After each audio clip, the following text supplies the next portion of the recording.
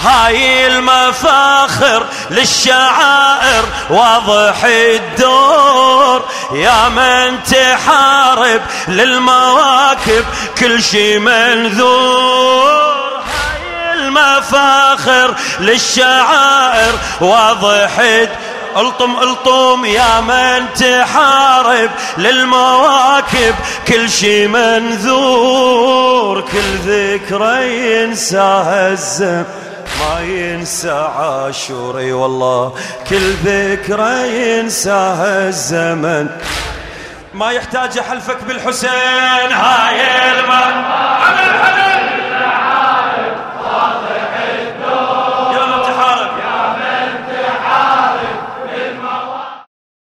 بسم الله الرحمن الرحيم، والصلاة والسلام على محمد وعلى آله الطيبين الطاهرين. مشاهدي قناة فرقة الإمام موسى بن جعفر عليه السلام، نرحب أجمل ترحيب بكم في الحلقة الثانية من برنامج الرميثة يوتيوب. يمتى أنا أشوف عيونك بلسان أقول شلونك، ساعتها لا ما أعوفك وابقى العمر ممنونك. يا مهدي طمن حالي تعرف ظهورك غالي، خلنا أعيش أيامك بها العمر يحلالي. يمتى أنا أشوف عيونك بلسان أقول شلونك، ساعتها لا ما أعوفك وابقى العمر ممنونك. يا مهدي طمن حالي تعرف ظهورك غالي، خلنا أعيش أيامك بها العمر يحلالي. طفي لنا يا قلبي غداري، تدري لنا ما أعيش مر على داري. تعرف إيماني عندي يابان، منك يجينا الخير جيتك سلام.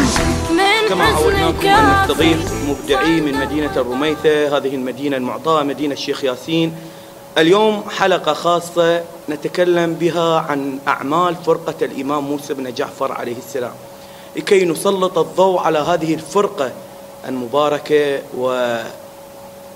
وكان معنا ضيفنا العزيز مسؤول لجنة الإعلام الخادم صباح حسين، أهلا ومرحبا بك. وكذلك أرحب بأيضا الإعلامي في فرقة الإمام موسى بن جعفر أحمد حسين، أهلا ومرحبا بك كذلك.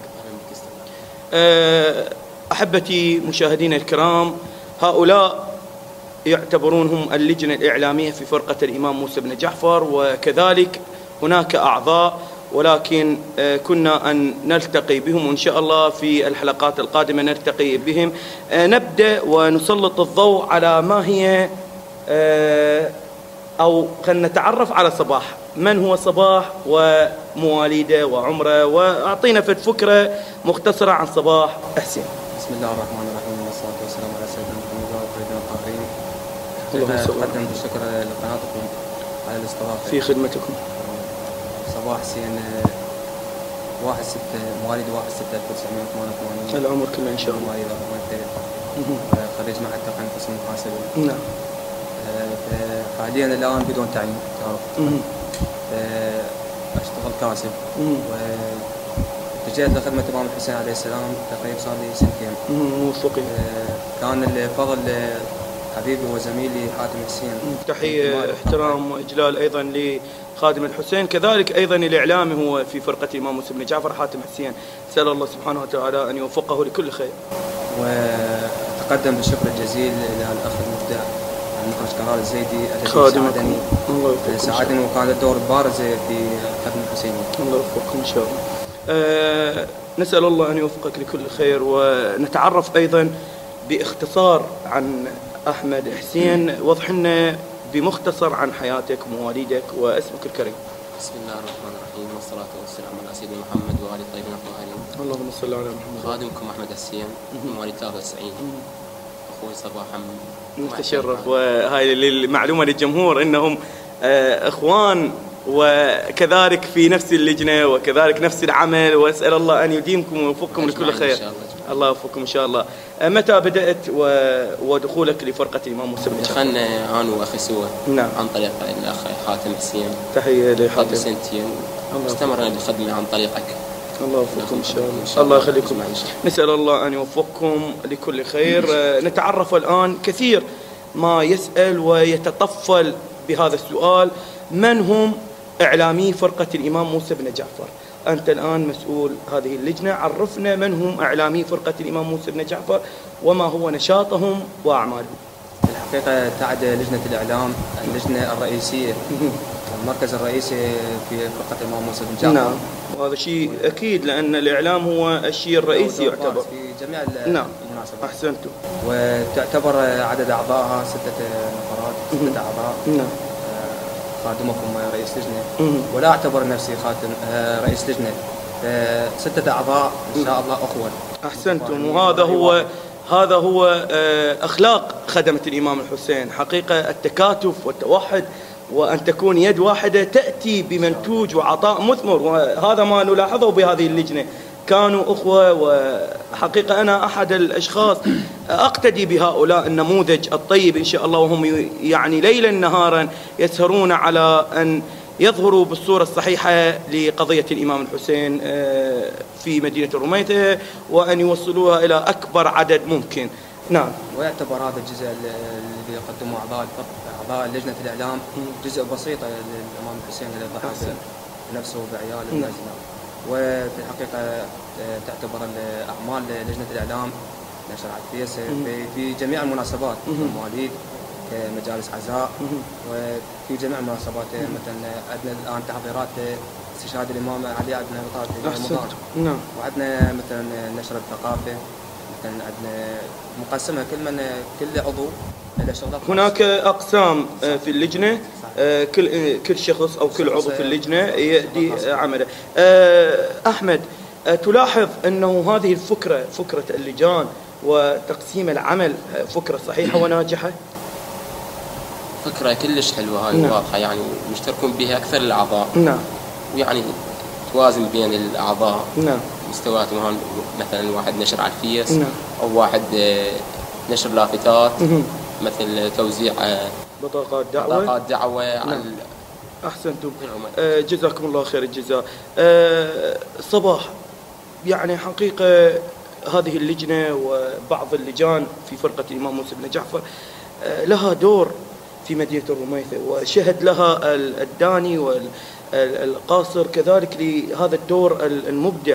ليس مدحا وكوني أنا من فرقة الإمام موسى بن جعفر عليه السلام أن أمدح هذه الفرقة، لا والله، وإنها حقيقة عملت على مبدأ سبق أن نوهنا عن أنه ما كان لله ينمو، وعملنا على أن نكون في هذه القضية، قضية الإمام الحسين، ونذرنا أنفسنا لهذه القضية. صباح، يعني وضح لي ما أفكار التي تريدون أن تصلوا بها إلى أكبر عدد ممكن، أو ما هي أهدافكم المستقبلية التي تريدون أن تعملوا بها؟ أخ كرار، في الحقيقة اسم الفرقة فرقة موسى بن جعفر. نعم. فقضيتنا هو نشر ثقافة الإمام الحسين عليه السلام، نشر الثقافة الدينية من خلال الجلسات. مثلا عندنا جلسة مع رواديد، جلسة مثلا مع تعليم القرآن، مثلا مجالس. كل مناسبة ننشر قبل المناسبة وبعد المناسبة حتى توصل لأكبر عدد من المشاهدين. نشر على الفيس أو تبليغ على الرسائل أو بطايق دعوة حتى يوصل لأكبر عدد من المشاهدين. نعم. صباح، البعض يقول إنه هذا الشيء رياء، إنه تنشر وتخليه على الفيس وهالأمور، شنو ردك عليه؟ هل يعتبر هذا رياء أم توصيل رسالة؟ لا بالعكس، هاي نشر ثقافة الإمام الحسين عليه السلام. نعم. وهذا الشيء يعني أنا أتباهى به من واحد يقول لي أسوي رياء باسم الحسين. أحسنتم. أحسنتم. هذا أيضا أؤكد على كلام أخي وزميلي صباح، إنه هذا الشيء ليس رياء، إنه عندما موكب ما أو هيئة ما أو تجمع ما أو أي شيء إنه ينشر أعماله، ليس هذا رياء، وإنما هذا رسالة يريد أن يصل بها إلى أكبر عدد، لأن الآن في وضع فكر وغزو فكري يدخل إلى مجتمعنا حتى نحصن شبابنا من الانحراف جراء هذه الغزو الفكري. أخذ فاصل إعلاني، الأخوة يشيرون إلي فاصل إعلاني، نأخذ فاصل إعلاني ونعود إليكم. لو نفترض صار اقتراع بهاليوم، قالوا لي اختار تشوف الأجدار، شظن أقارن لو شفت جنة ونار، لو بين صحراء وبين بستان أخضر، بين الرسم ضحك بوجوه الأيتام، وبين الكسر خاطر الماء الجبار، بين الشبع من دولته حتى الطير، بين الجزع من دولته حتى الشار. لا والله ما مجبور أخدع هالروح، مو بس أوقع بل أوقع وأفخار.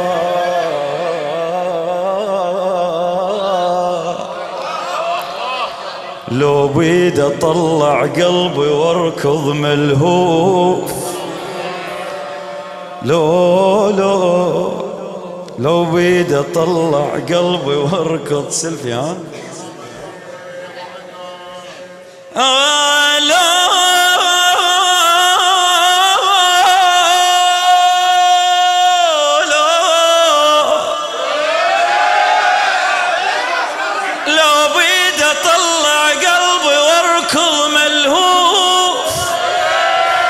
للرشح الهادي الرسول الأطهار، صندوق الأصوات تحت قلبه ويا الصوت، صندوق الأصوات تحت قلبه ويا الصوت، ويا الصوت ويا الصوت ويا الصوت.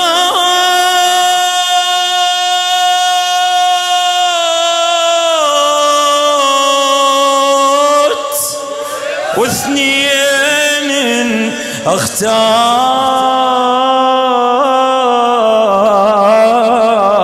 بيهن حدار.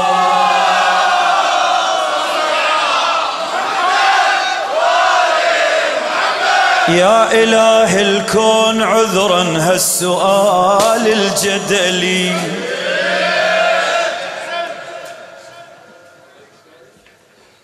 حاشا ما شك بقدرتك بس اسكت عاذلي. الأولى لعمار هليل الواسطة. صار كل إعجاز خلقك بشر سميته، شو اسمه بشر سميته، الصراط المستقيم ومدخل الجنة، الصراط المستقيم ومدخل الجنة، الصراط المستقيم ومدخل الجنة. تحلم الكوثر تشوفه إذا متوالي علي، النبي ما تمم عقيده لو ان ما وياه، لو ان ما وياه. من السماء نازل فقاره وانت سويت. مشاهدي قناة فرقة الإمام موسى بن جعفر عليه السلام، عدنا إليكم من جديد ومع خدمة الإمام الحسين الأخ خادم الحسين صباح أبو الحنان. هذا الاسم حقيقة اسم جميل، والكثير يسأل عن ما هو أبو الحنان. هذا الاسم جاء من أيام المعهد التقني. نعم. الدوام تقريبا 5 سنين واستمر الحمد لله سنة 5. نعم، وبقى هذا الاسم أسأل الله أن يوفقك، وإن شاء الله تأتي حنان وتكون سعيد في حياتك إن شاء الله في الدنيا والآخرة.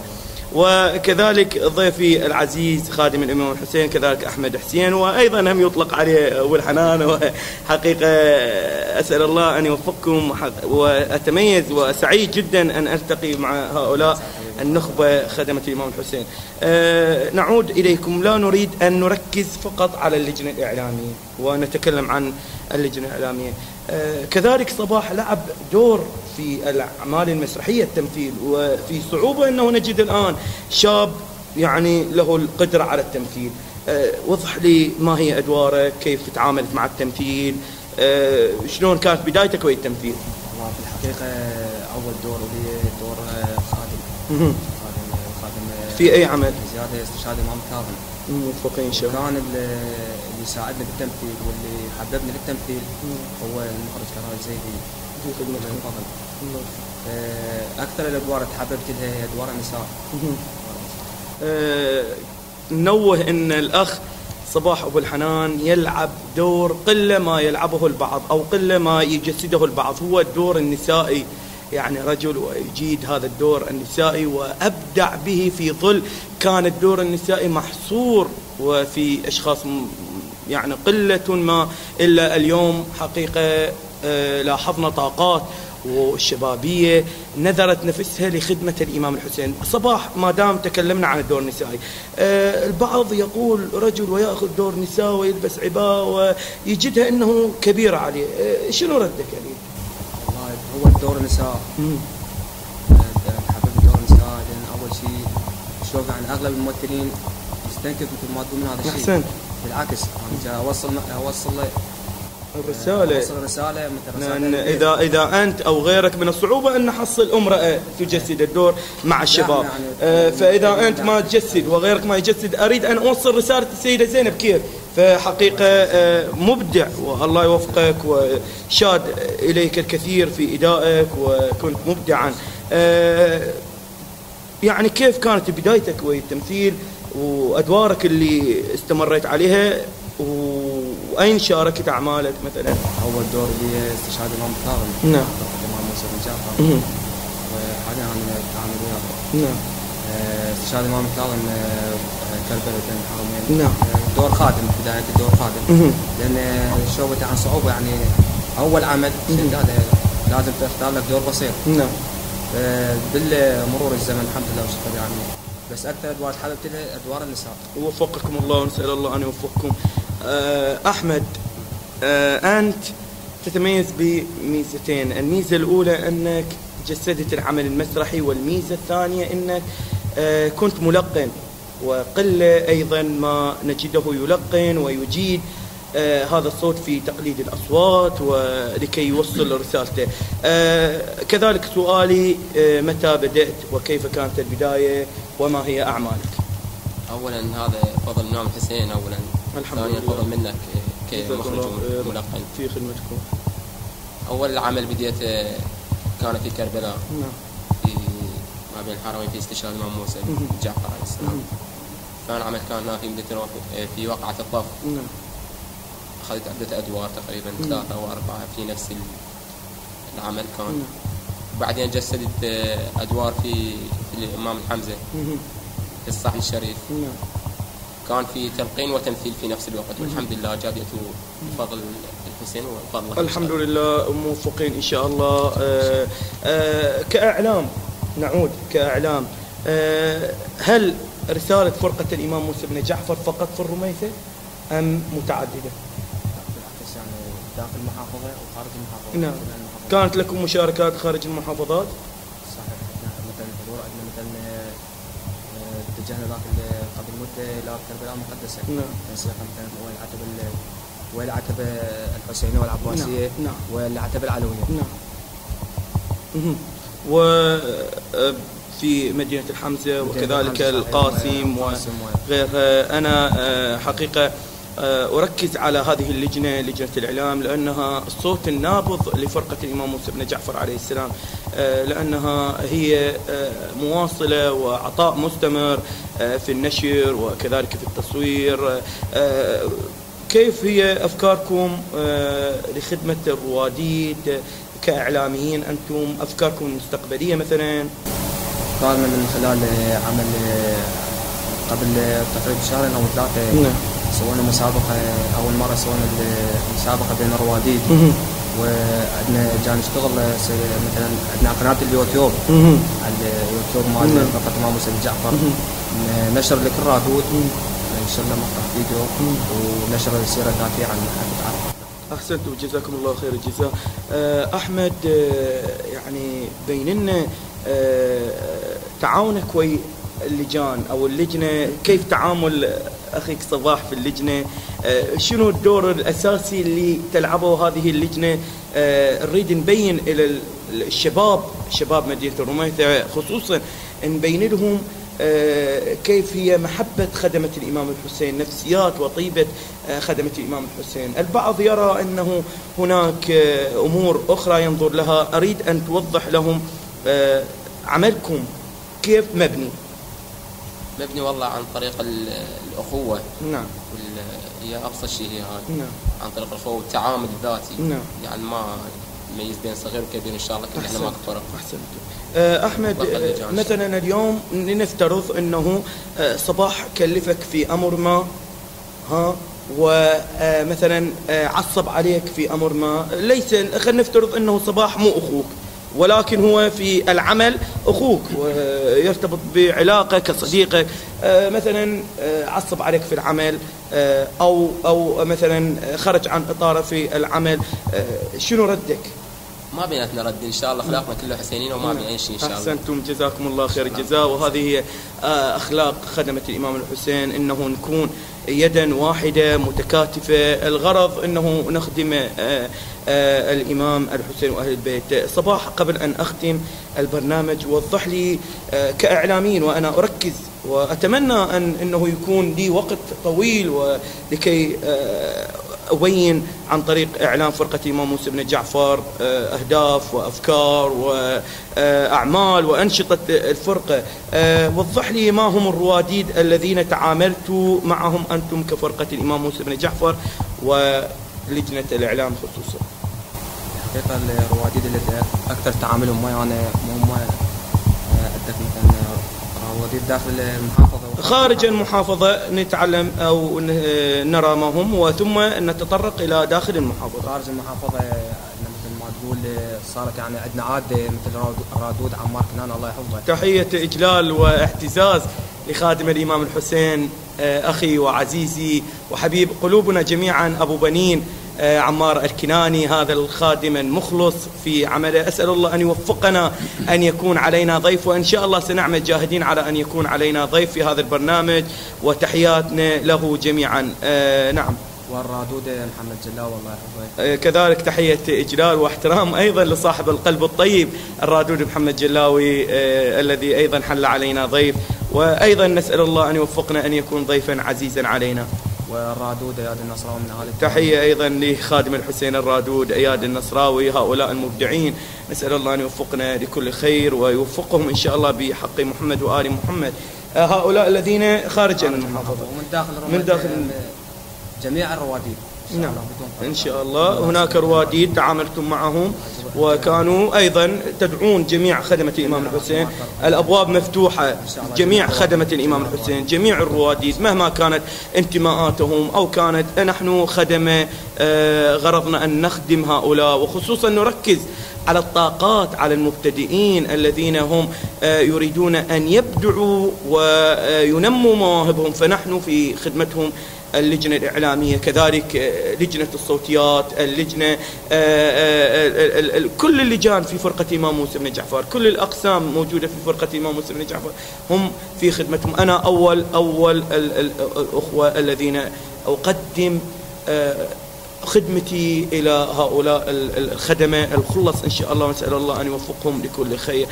كلمة أخيرة أحمد للبرنامج وكذلك لمتابعينك، ووصلنا شنو التلقين، واختم لي حتى أحول إلى صباح. والله التلقين أنا حبيته من البداية. نعم. وساعدني الأخ المخرج كرار زيدي، وإن شاء الله أستمر بهذا. نعم. كلمة للبرنامج وكلمة أخيرة للمشاهدين. برنامج إن شاء الله لا تنسون الإعجاب بالصفحات التواصل الاجتماعي، الإعلام، إعلام فرقة موسى الكاظم، توصل أكبر عدد المشاهدين.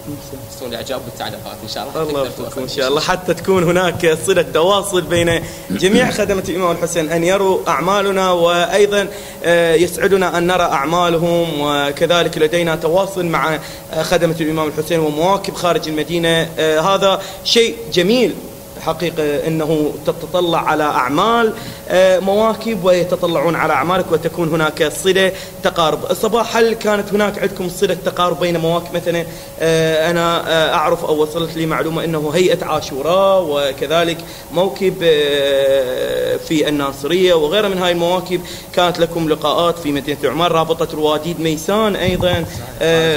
نعم نعم. كيف ترون لهذه اللقاءات؟ يعني شلون ترونها؟ هل ترونها انها ناجحه وفي محلها الصحيح؟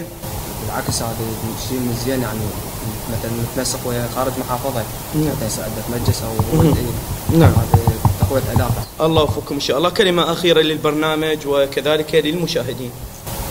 تقدم بالشكر الجزيل للاستضافه في هذا البرنامج، في خدمتكم. الشرف استضافه البرنامج. الله يوفقكم. واتقدم بالشكر للمشاهدين الذين يشاهدون، مثل ما قال لاخي ابو الحنان، لا تسوقون اعجاب للصفحه لايصال لاكثر عدد من المشاهدين. اسال الله سبحانه وتعالى ان يوفقكم. حقيقه الوقت ايضا داهمنا وكان بإمكاننا أن نأخذ أكبر وقت، ولكن يشيرون إلى ختام البرنامج، لأن إن شاء الله في الأيام الجاية سنكون مع ضيوف أعزاء آخرين ومبدعين آخرين، سواء كانوا من فرقة الإمام موسى بن جعفر أو إنه خارج فرقة موسى بن جعفر. سنعمل نحن ككادر هذا البرنامج من مقدم ومن معد ومن مصور ومخرج وكوادر خلف الكواليس، أيضا سنعمل جاهدين على أن نصل إلى أبعد نقطة ونستضيف بها من هو مبدع ومن هو نذر نفسه لخدمة الإمام الحسين. أتقدم بالشكر الجزيل إلى خادم الحسين أحمد، وكذلك شكري وتقديري إلى خادم الحسين صباح على حسن جلوسكم معنا وتحملكم هذا الوقت المتأخر من الليل. حقيقة نسأل الله أن يوفقكم لكل خير. لا يسعني كذلك إلا أن أتقدم بالشكر الجزيل إلى اللجنة المواظبة، لجنة الديكور على رأسها أخي وعزيزي وزميلي أحمد رحيم، وأيضا الأخوة على الإضاءة، وكذلك أخي وزميلي المصور طه، وأشكر جميع من ساندنا في هذا البرنامج على إتمام هذه الحلقة الثانية، وإن شاء الله تكون ناجحة. إلى هنا نصل إلى ختام هذا البرنامج. انتظرونا في